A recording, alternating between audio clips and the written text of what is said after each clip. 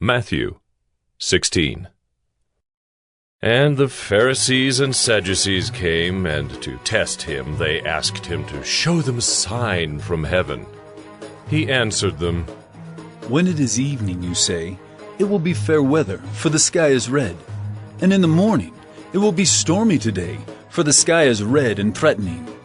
You know how to interpret the appearance of the sky, but you cannot interpret the signs of the times. An evil and adulterous generation seeks for a sign, but no sign will be given to it except the sign of Jonah. So he left them and departed.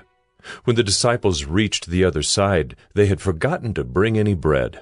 Jesus said to them, Watch and beware of the leaven of the Pharisees and Sadducees.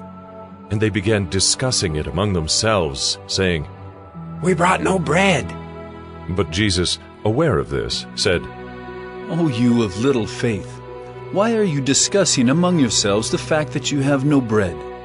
Do you not yet perceive? Do you not remember the 5 loaves for the 5,000 and how many baskets you gathered? Or the 7 loaves for the 4,000 and how many baskets you gathered? How is it that you fail to understand that I did not speak about bread? Beware of the leaven of the Pharisees and Sadducees. Then they understood that he did not tell them to beware of the leaven of bread, but of the teaching of the Pharisees and Sadducees. Now, when Jesus came into the district of Caesarea Philippi, he asked his disciples, Who do people say that the Son of Man is? And they said, Some say John the Baptist, others say Elijah, And others Jeremiah, or one of the prophets. He said to them, But who do you say that I am?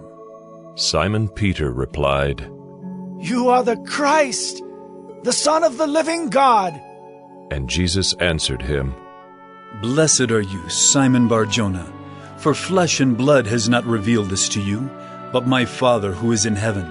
And I tell you, you are Peter, and on this rock I will build my church, and the gates of hell shall not prevail against it.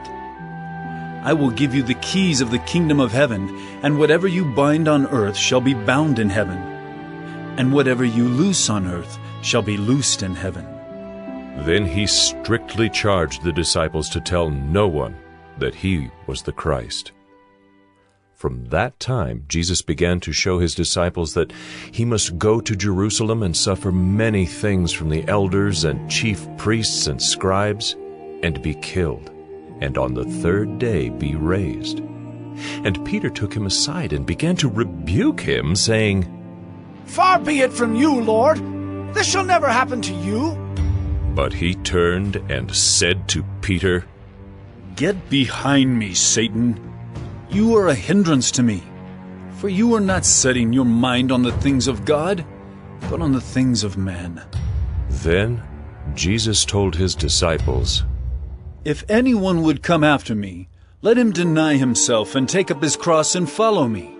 For whoever would save his life will lose it, but whoever loses his life for my sake will find it. For what will it profit a man if he gains the whole world and forfeits his soul? Or what shall a man give in return for his soul?